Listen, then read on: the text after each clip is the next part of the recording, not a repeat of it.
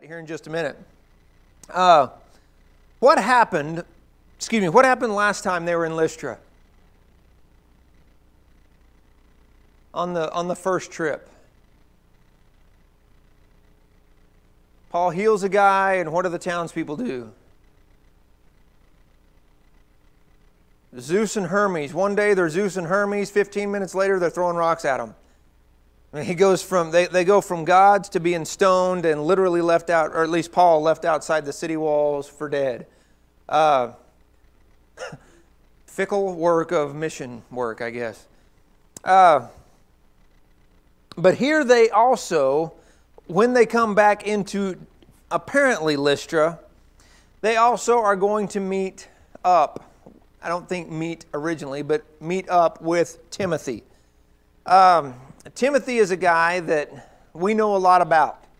I mean, obviously has 2 letters written to him from Paul, has a relationship with Paul that is really is a real precious relationship.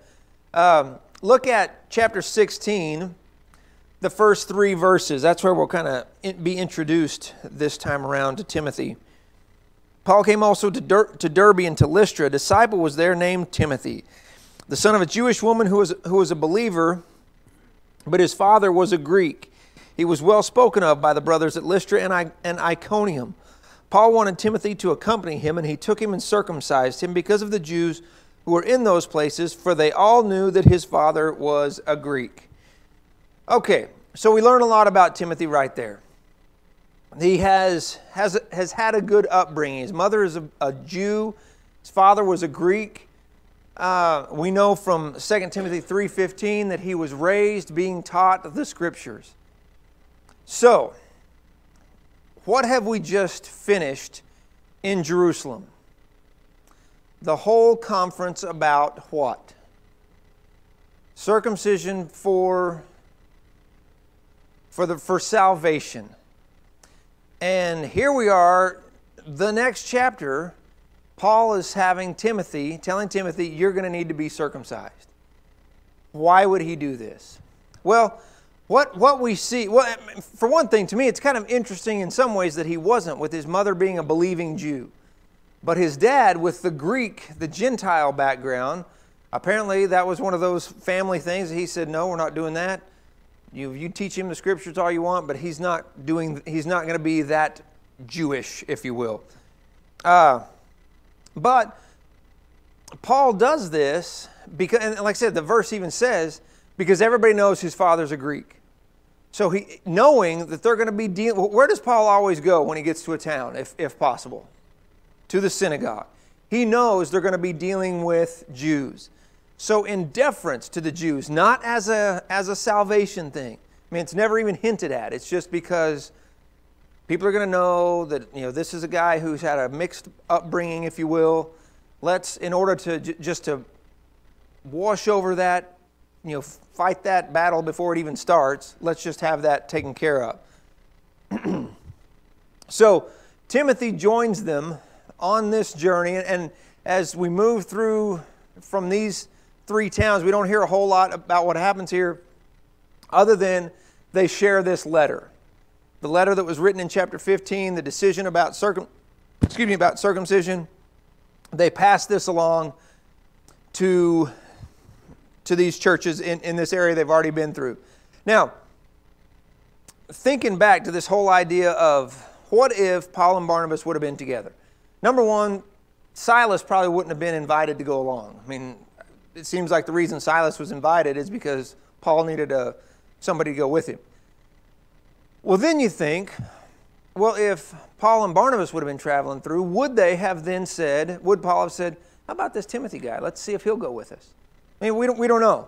But it does seem to work out really well that Paul says, this is a guy that we ought to have with us.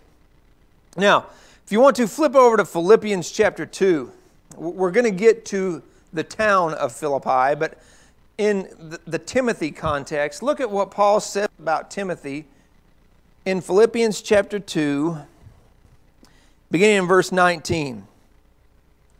He says, I hope in the Lord Jesus to send Timothy to you soon, so that I too may be cheered by news of you. For I have no one like him who will be genuinely concerned for your welfare. For they all seek their own interests, not those of Jesus Christ. But you know Timothy's proven worth, how as a son with the Father, he has served me with the gospel. So that, I mean, we're right here in Acts 16, we're introduced to the kind of genesis of their relationship. A few years down the line, that's what Paul is going to say about Timothy. That it matters so much that this guy is with me.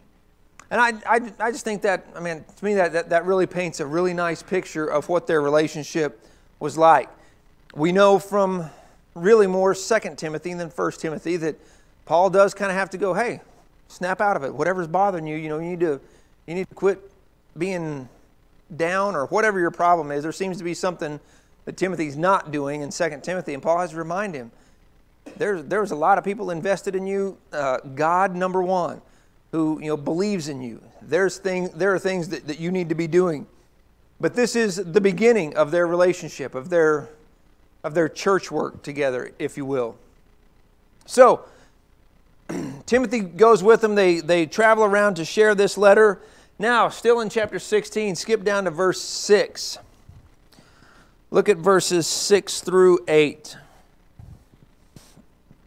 And they went through the region of Phrygia and Galatia. They have left these areas, Derbe, Lystra, and Iconium. The verse in verse 5 says that they went through and strengthened these churches. They increased in number. Now they went through the region of Phrygia and Galatia, having been forbidden by the Holy Spirit to speak the word in Asia. And when they had come up to Mysia, they attempted to go into Bithynia, but the Spirit of Jesus did not allow them. So passing by Mysia, they went down to Troas. Okay, so let's look at, did I do this? Don't look at this. Pay no attention. Okay, here's that journey.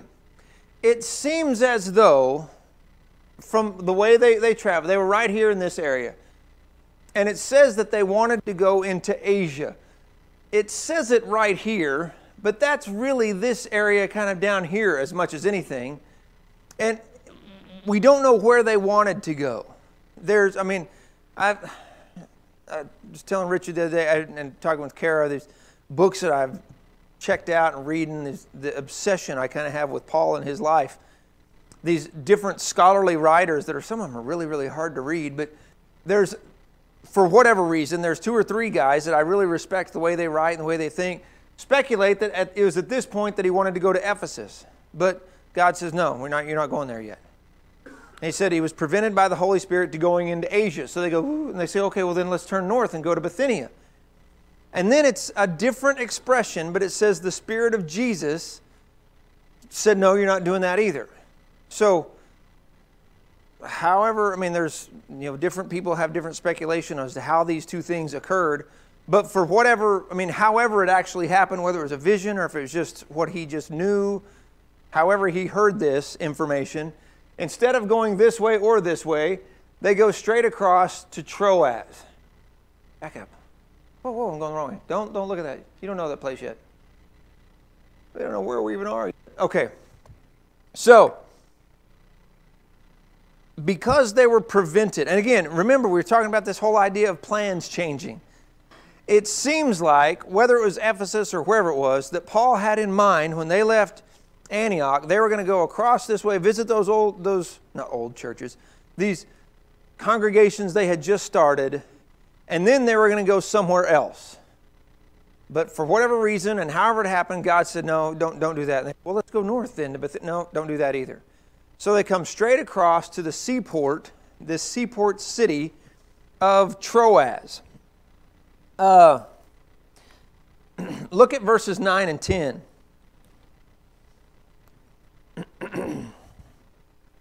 Oh, no, don't look at verses 9 and 10 yet. I'm getting ahead of myself here. But they make this journey. Like I said, for whatever reason, it seems like there was an intention to go elsewhere, but they end up in Troas. And it is at this point that, again, not a great deal happens here other than, we don't see a whole lot happening with the people here. But we do get some indications of some some interesting things. This is where, okay, well, let's read 9 and 10 now. I was going to skip it a little bit further, but verses 9 and 10 says, "And a vision appeared to Paul in the night. A man of Macedonia was standing there, urging him and saying, 'Come over to Macedonia and help us.' And when Paul had seen the vision, immediately we sought to go on into Macedonia, concluding that God had called us to preach the gospel to them." Okay, so again, just a couple, 3 verses there, but a lot of stuff happens right there. They had been going this way, going west, thinking maybe they're going to go southwest. No, not going south. Then let's go north. No, you're not going to go north. Let's go then straight across to Troas. And while he's there, this vision of the Macedonian call is what we always call it. Now, what is Macedonia?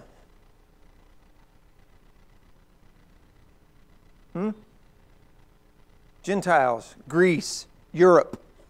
And I always, when I was younger, I always wondered, why is this such a big deal? I mean, they're not even going to cross a gigantic ocean or anything. They're just going to go, whoop. I mean, they're basically not very far.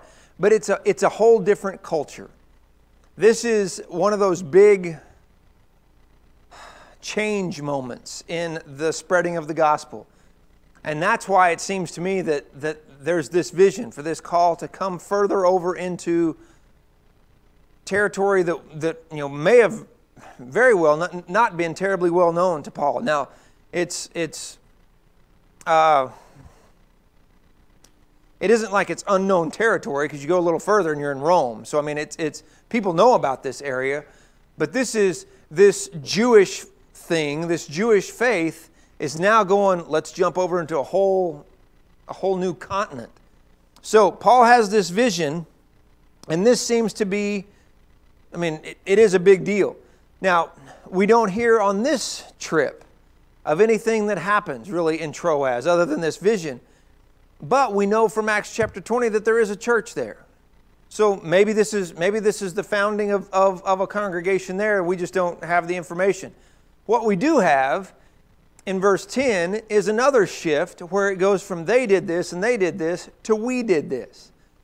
So this is where it seems like Luke must have met up with them. And Luke joins them. And for the next chapter or so, and then again later, there's the we passages where Luke is saying, now we're going to do this. We're going to do this. So he seems to have joined up with them as part of this journey. Now Troas, what's the next thing? Troas is kind of an interesting place. We were talking at dinner that Troas has a history that's a very much an almost history. I mean, it's one of those cities that was a pretty cool city. It almost was really cool because Julius Caesar had plans and had an idea to build a provisional capital in Troas, and then just didn't.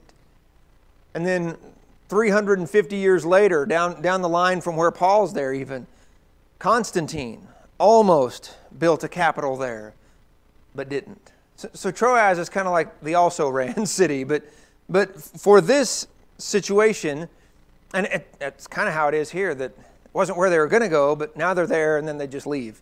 So we don't really, like I said, we don't have a whole lot of record of what they do there.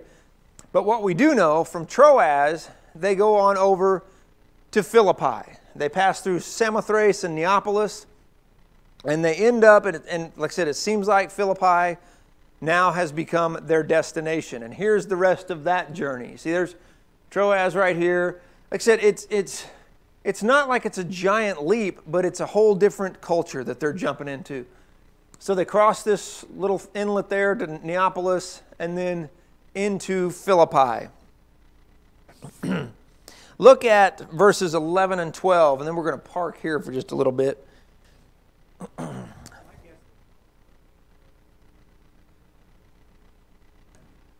Yeah, exactly. If I was swimming it or rowing a boat, I probably wouldn't like that very much at all. No, but what's interesting is from Neapolis to Philippi is about 10 miles.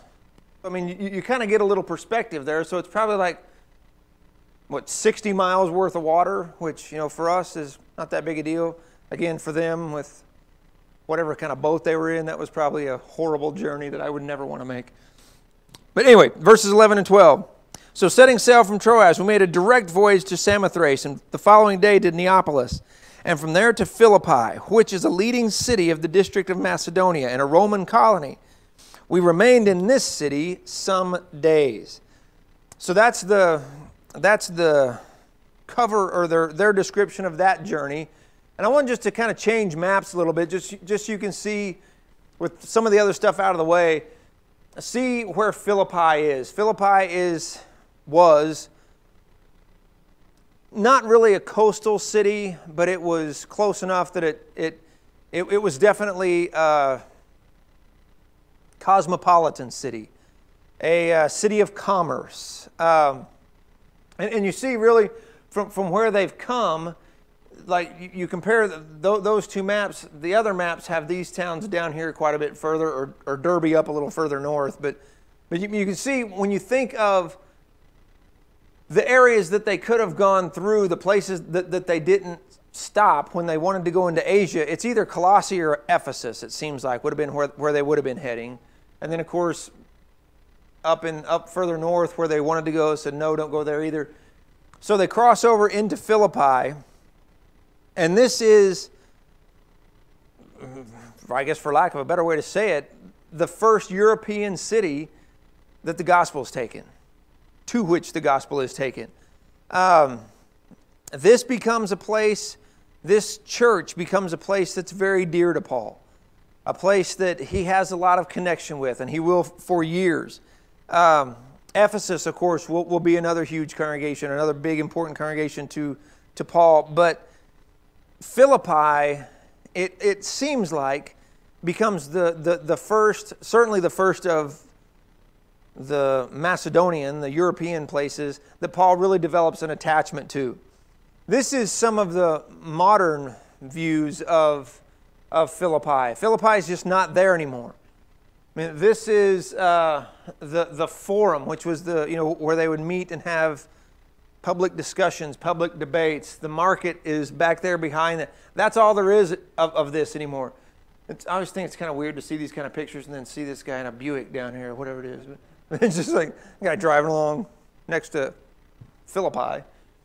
But this is actually what used to be Neapolis that we see in verse 11 there. It's Kavala, Greece is the name of the city now. Philippi is about 9 miles northwest of this city. Not a bad looking city, to tell you the truth. But so when it says that they came into Neapolis and then to Philippi, this is where they landed first. I mean, I don't know which hotel they stayed in there, but that would have been really nice. But the thing with Philippi, again, we were talking about this a while ago. Philippi is one of those ancient cities that was just abandoned, and nobody can really tell why. The last historic event that really has been recorded there was a guy named Matthew something who was trying to usurp the throne of the Byzantine throne, was chased there and then caught by Serbs in 1354, and that's like the last historic thing to happen there. Within a certain amount of time from that point, the city was just abandoned, and it stayed that way. To me, that's one of those weird things about ancient history. Everybody just leaves a town. But excavation of Philippi started in 1914, had to be kind of put on hold because of World War I. Then between World War I and World War II, there's some incredible findings. And of course, post-World War II, there's been much more. That whole forum and market, that whole thing has all been uncovered. But there's a great deal of history in Philippi. I just want to go through this. This is really, it's all it is history, but it's kind of interesting. It does kind of help us see who these people were that we're dealing with here. The original name of the city was Crinades. That means spring. It was known for some of its springs. Factors in at some point. We'll get to that eventually probably. About 10 miles from the Aegean Sea in the Roman province of Macedonia. Now, Macedonia is called Macedonia because it was named after Philip II, the father of Alexander the Great. He took this area, renamed this whole area after himself, after his territory. Then, 168 BC, Philippi, this region, becomes part of the Roman Empire. The Romans defeated the Persians at a battle just near Philippi, and they went, hey, let's just stay here. We like this area. Then in 42 BC, Octavian and Antony defeated Brutus and Cassius in a battle right outside of Philippi, and they were like, okay, this is now our city, and they really, at that point, it really became very Romanized, if you will. Then it's a military colony because of these battles that were won there, and a couple of other battles, 42 and 31, even elevated the status of Philippi in the Roman perspective even more. That, you know, this was a place that we need. This is a place we deserve. We won battles here. This is a Roman place. Citizens, as Roman citizens, as a colony, they were allowed to govern themselves. They didn't have the taxes that a Roman, not necessarily colony, the other word, a province would have. And they were treated by Rome as if they lived in Rome. So, not a bad place to be, not a bad situation for people living in Philippi at that time. But, and here's what this all leads to, what we need to remember, this is a leading city. This is an important place. It is, like I said, it's a cosmopolitan place. It had a lot of different influence. The Via Egnatia, this main road, in fact, we see it goes down through Thessalonica. It's a very traveled road. I'll have a picture of it here in a minute that, I mean, you can still find it and follow it. So there's a lot of commerce, a lot of business, a lot of culture comes through there, which leads to how these people are. They're very, very Roman. They worship the emperors, like Romans were supposed to do. But there's also an Egyptian influence, because, you know, you look at where that sits, if you remember on the map, just south of all that water was the Asian area, but then just straight of it is North Africa. So you get the Egyptian influence that comes up also. So all that to say, people in Philippi are Romans, and they're very proud of being Romans. They're very proud of being cultured, of having all these different influences, all these different ways of life that have been surrounded by them, or that have been embraced by them, I guess would be the way to say it. But they're happy about how Roman they are. They're proud of their heritage, of their military heritage, which is probably why in Philippians 3 verse 20, Paul says, but you are citizens of where? Heaven. You're not Romans first. You Christians are Christians first, and then Romans. And when you get the background of this area, this city, and you see him say that to them years later as he writes this letter to them, it makes sense that he's saying, don't be so Roman. Don't worry about what a great town you live in. It's temporary. You're Christians. You're citizens. Your citizenship is in heaven, not in Rome, not even in Philippi. So what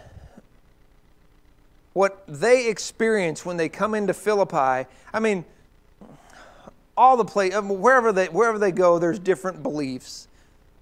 As they get into this part of the world, this is where they really start to deal with the Greek gods, the Roman gods, the temples to these other gods and goddesses. And this is kind of their introduction to it. So when they come into Philippi, and just shortly after this, when he's in Athens, I mean, you even get the picture from chapter 17 of Paul walking around Athens and telling the people, man, I was walking around looking at all your gods going, man, you guys worship everything here. I mean, that was obviously a paraphrase, but this is the introduction to it as they enter in to Philippi. So let's look at chapter 16, verses 13 and 14. And on the Sabbath day, they've gotten to Philippi now, and on the Sabbath day we went outside the gate to the riverside, where we supposed there was a place of prayer, and we sat down and spoke to the women who had come together. One who heard us was a woman named Lydia from the city of Thyatira, a seller of purple goods, who was a worshiper of God. The Lord opened her heart to pay attention to what was said by Paul. Okay, so right there, again, we get a little bit more information about Philippi. Where does Paul usually go when he comes into a city? Where did he go on the Sabbath day? Not to the synagogue. So that tells us probably that there might not even be a synagogue in Philippi. What do you have to have a synagogue? 10 Jewish men. So there may not have been 10 Jewish guys who would get together and form a synagogue here. So the way the ESV phrases it, I didn't check any other translations, but it even says that we suppose that there would be a place of prayer. That we're like, well, they got to be meeting somewhere. We got to go find some people who are God worshipers. So already this is a different experience. So like I said, either for some reason he decided to not go to a synagogue, or like I said, there's a very good chance there's just not one. So they go and find these people down by the river, and here they meet Lydia, who is a wealthy woman, and she's a businesswoman, and she is from Thyatira. What do you know about Thyatira? We don't yet, but we will know. Thyatira is one of the 7 churches of Asia that receives one of the letters that Christ dictates to John, if you will. So she's from that area. She is in Philippi, apparently on business, or has moved there or something. It says she's from Thyatira, but she has a home here in Philippi. She is open to what they have to say. The people there listen, and she's immersed into Christ. And in verses 14 and 15, she says, if you're really convinced that I'm a believer, come stay with me. And they're like, okay. Which also tells us something else about how these guys travel, that hopefully somebody says, come stay with me. So they've got some place to stay. Now, that's one of the things that we always talk about Philippi. This next scene is one of the other things that we always talk about. This one it's always been fascinating to me. Look at verses 16 through 19. As we were going to the place of prayer, we were met by a slave girl who had a spirit of divination. Does anybody else's translation say something else there? Special spirit. Does anybody have a King James? Or ASV? A spirit of predicting the future? I don't remember if it's... I meant to look at that.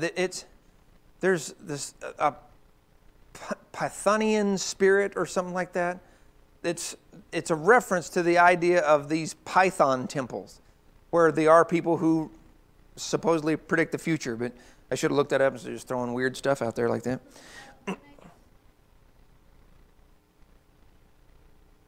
Mm-hmm.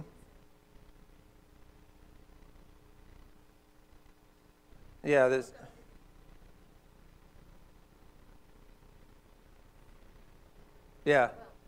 Yeah, it's this Pythonian thing. And I, for some reason, I think one translation actually says that, but I'm just making stuff up now, it sounds like.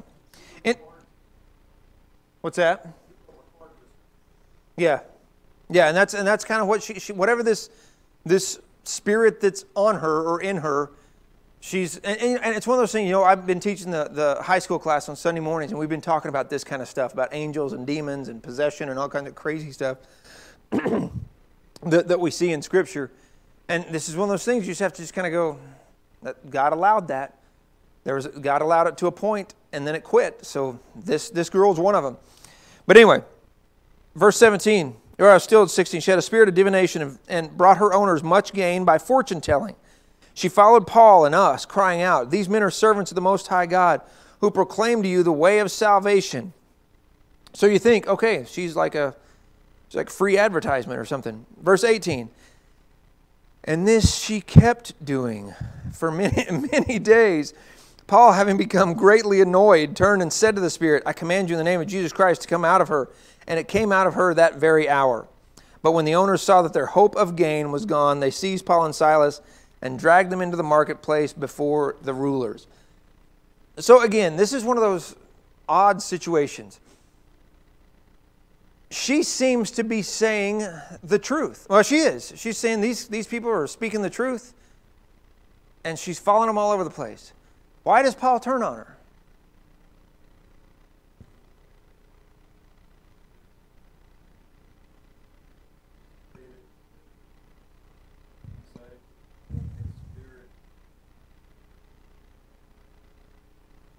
Yeah. I mean, we don't get we don't get a definite. It just says that Paul was annoyed.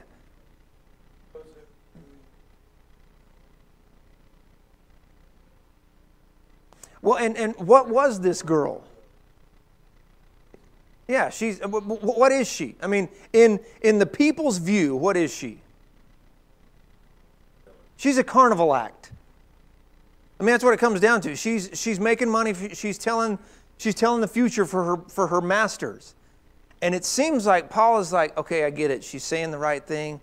The Spirit is causing her to say. And it's interesting, the way the text says it, is that he turns not to her, because he's not upset with her. He's done with this spirit. Because he's like, you are not the advertisement you want. It's like when you see the guy that, 6 days a week, you find out all the terrible stuff he does in his regular life, but he scores a touchdown and he points to heaven. You're like, really? I don't know if we want your publicity. Larry.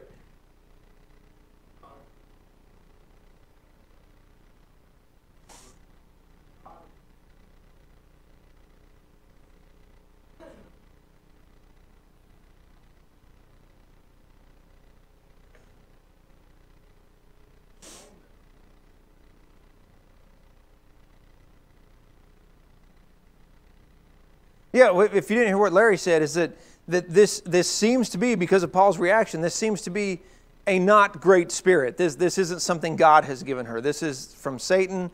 This is something that, Larry didn't say this, but I'll just interject, that could be unpredictable. She might turn around and start doing crazy stuff. So Paul says, no, enough with it. This is not the commercial we want following us around, is this lady. Yeah.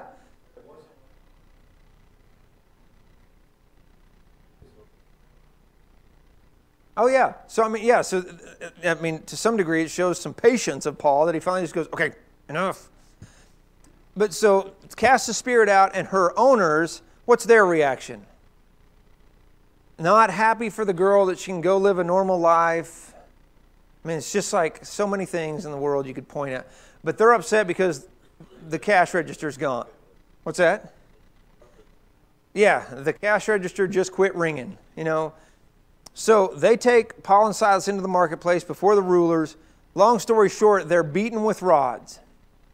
Now, what we'll see is that this should have been prevented.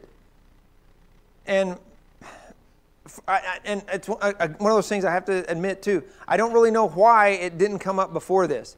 But I don't think converted was the word I was supposed to use there. Cleaned.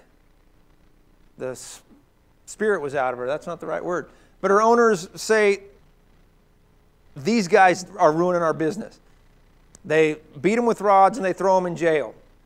And then we know the rest of this sequence, that while they're in jail, at night, they're singing praises. Now, that is the way we always kind of talk about that. Look at their bravery, look at their focus. They're in jail, yet they're singing and praying to God.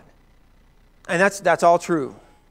But before this, they're also beaten with rods unjustly, then thrown in jail. And here's possibly what the jail looks like. It's a hole in the ground. I mean, it's literally a cave with a set of bars on the front door.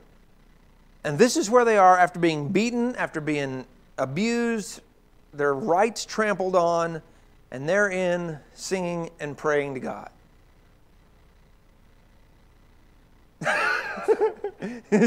George said if that's the size of the rocks that they were throwing at him, they're in trouble. That's very true. Okay, so we'll have to stop there. This is a familiar situation probably for a lot of us. But read through 16 and 17. One of the things that I find fascinating, one of the books that I've been doing some reading is a book by a guy named F.F. Bruce, who is a smart guy. In his analysis of all this, totally skips this whole scene. And I don't understand how you can honestly do that. I mean, totally skips the whole thing with the jailer. And like I said, I just don't get it. But anyway, any other thoughts, questions, comments?